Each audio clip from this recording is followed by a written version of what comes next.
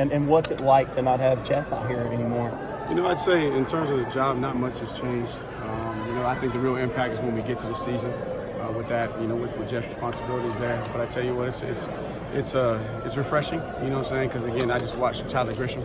You know, watching just his enthusiasm, his passion, and just his appreciation for his opportunity. It's kind of put things in perspective for me too. So not a whole lot has changed. And then, you know, with Streeter becoming the passing game coordinator, he's kind of absorbed some of those responsibilities that Jeff will have in the spring. So, you know, we're excited to have Grish on board, to be structured the way we are. And the biggest thing for us, we don't want to disrupt the chemistry. I think what's made us successful, you know, when Jeff and I was here, was that we had good chemistry amongst the entire staff.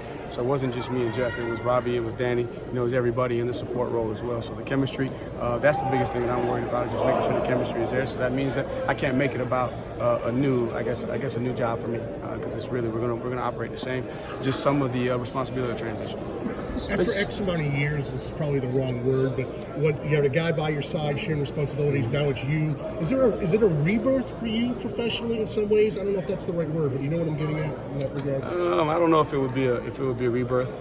Again, you know, as I said before, you know, Jeff and I, we had talked about this before. This is something that he really wanted to do, and so I knew a time was coming. And so you prepare yourself in your mind for this to happen. But at the same time too, when we transitioned from Chad to Jeff and myself, we never made it about us. So it's never really been about us. We just figured out, okay, this is how we need to be structured. This is the work that has to get done. Here's how we're going to divvy it up, and then everybody, you know, be the best at your role at what you do. And so we'll just figure out that responsibility Jeff had. We'll just kind of divvy it up, and I may have to accept some more of the responsibility. But really, that won't come to life until we actually get to the season. But you know, really excited for him.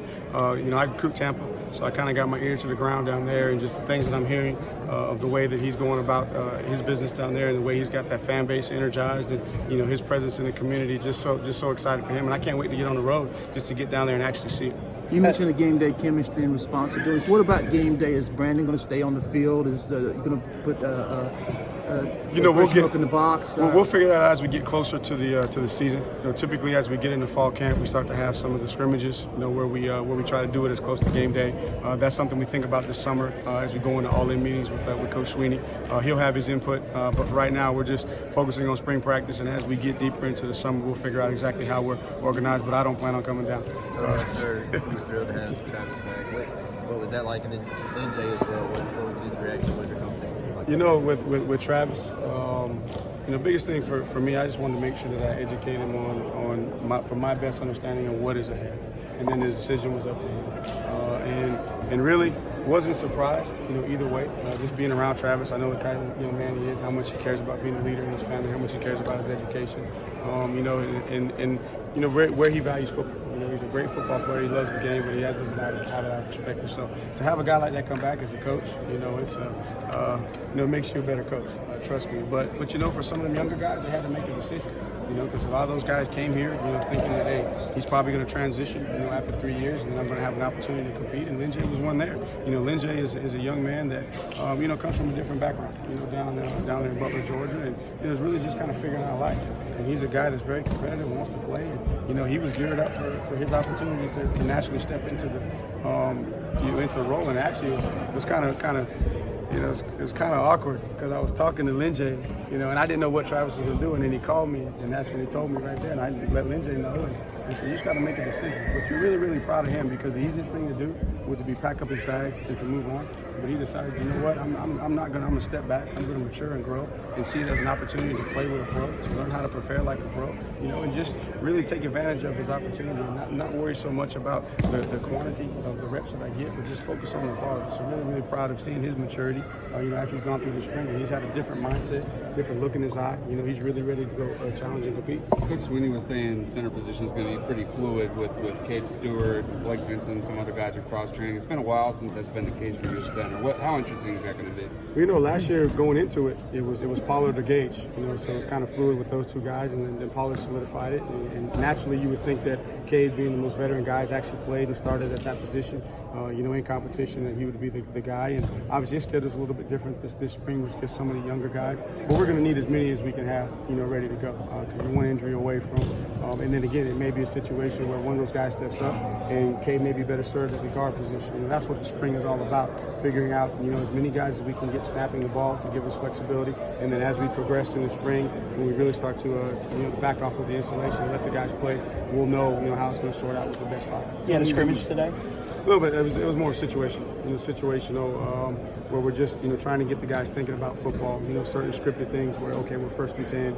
You know, we're just trying to get 4 yards. Then we got maybe a 2nd down, play the 3rd down. So it was more situational. And as we go and progress, then we'll completely get off the field and let it be more like a game. Tony, when you self-evaluate in the offseason, what are some areas you felt you need to work on? You know, 3rd down. You know, we weren't very good those last 2 games in 3rd down. In particular, 3rd and 3. You know, and overall, our percentage wasn't there. And then when you dive down 3rd and 3, we weren't as good as we needed to be. You know, 3rd and 5. We were really good on 3rd and 6, so that 3rd and medium area. And then in short yardage, you know, we didn't hit our goal of 75%. We were about 68%. And when we broke it down, we were really good running the football. You know, took some chances throwing the football, so we learned probably need to hand the ball to Travis a little bit more. So in them short yardage situations, if we want to convert, but you want to mix it up. You don't want to be one dimensional. So again, just opportunity to improve there in the red zone. You know, when you dial it back, our touchdown percentage in the red zone, you know, is really, really good. But we had a turnover in the red zone. We missed a couple field goals, and then we had a couple in the game situations where we didn't convert when we went for it.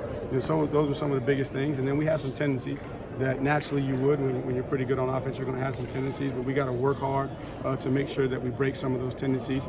But when you step back and we didn't finish the way we wanted to finish, you know, offensively, but when you step back and you look at it, man, we accomplished a lot of things, but those were the areas we're really, really going to hit hard. And then tempo, you know, playing fast. And around here, we've always tried to get 80 plays. With the last couple of years, we've been around 72. Now, we're a lot more explosive than when we had those 80 plays. So we want to try and find that happy medium to where we can get that snap count up without jeopardizing our efficiency and our explosiveness. Any of these mid-years as far guys? as the approach and maybe the way Justin Ross is handling things now that he's not only the most accomplished guy on the field coming back, but really along with Amari, that the leaders in that wide receiver. No doubt. I think that Ross realizes, you know, after going through 2 seasons, that he's not necessarily where he wants to be. You know, he's a guy that still has a ceiling. You know, he still has a lot of potential to grow. You know, as a wide, very, very electric, very, very dynamic, but still has room to improve and to be polished. And now with T moving on, you know, he's naturally going to take that boundary spot, which is a little bit different than where he was in the field. So now he has to transition back there. And then Amari is a guy that's coming off of injury and hoping that, you know, as he just continues to get that spring back in his step, you know, we'll have more ways to get him involved. But biggest thing for those guys, they're not the leaders in that room. You know, it's their room. They got a new coach, so they got to figure out. So it was some different dynamics. And then he had an opportunity to go up to the combine as one of those young guys that gets to see, you know, the combine before it happens for him. And he realizes that if you want to be a pro, you got to start preparing like a pro now, because if you don't know how to be a pro by the time you get there, it's almost too late. Any of these mid-year guys flash to you? Man, so they far? all at times are flashing. You know, you start with the offensive line. Obviously, you just look at them. It's like, okay, that's what we want them to look like coming in. But again, they're swimming, and for them, in fairness to them, they're the second team right now. You know, they're in there, and BV, he don't slow down the installation for a second team offensive lineman that are freshmen. So everything is spinning for them, but you can see their bodies, the way that they move. You can tell that they got a good foundation. I'm just trying to think, EJ. You know, EJ is another guy that's very, very fluid. Still a lot to learn, but you can tell. I mean, it's almost a spitting image of Ross, probably a step faster than Ross from what I can tell, from what I've seen. Sage, you know, Sage is a tough guy. Just really been pleased with his toughness and his willingness to get in there and mix it up. Just trying to think, and DJ, I mean, you know, I was telling somebody the other night, it's like, okay, I was here with Taj. Man, it's like, okay, well then Deshaun's like, man, and then Trevor, and then you see an arm like DJ's. I mean, it's unbelievable the way these young quarterbacks are coming in just from a poise standpoint. I mean, he's so poised in the pocket. Now, he's still got a lot to learn, but I tell you what, you know, we didn't know how it was going to go. You know, Tyson a year ago in this situation was struggling with some of the motions and whatnot, but DJ just looks calm and collected, and when that ball comes off his hands, it comes off. You moved Taquan Johnson over to the offensive side. Yep. You had a lot of success with that with Gage and Tyler Shatley years ago. How do you think his future looks as You know, I think just from a couple days, just watching him, I mean, that's probably the best move for him. I mean, very powerful, Looks like he's picking up concepts pretty good. But when he gets his hands on you, and he moves well too, it's a situation where I think with his skill set on the offensive line is really, really going to help him going forward because he can move, change direction, and he's probably the most powerful guy that we have. Now it'll just be a function of picking up the concepts and then being able to do things in real time. Him was not a big part of the receiving game last year, but I'm watching him walk off the field the other night, with Davis and Jalen Way and Braden's back.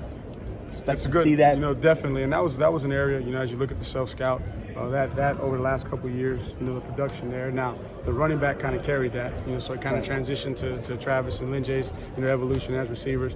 But when we're at our best is when we can stay in that base personnel and we can really, really stretch the field, with all 4 receivers on the field, as the tight end being one of them. So excited about their growth. And so with Braden being back and now, Davis being a year older, that's going to push chalk. And then now you got, like I said, Sage has come in and, he wants to try and compete. So that's going to push Jalen Lay. So really, really excited with the bodies that we have there. And I think it's probably overall from a talent, top to bottom, probably the best group of tight ends that we have now. We just got to get them all ready to go function in all situations.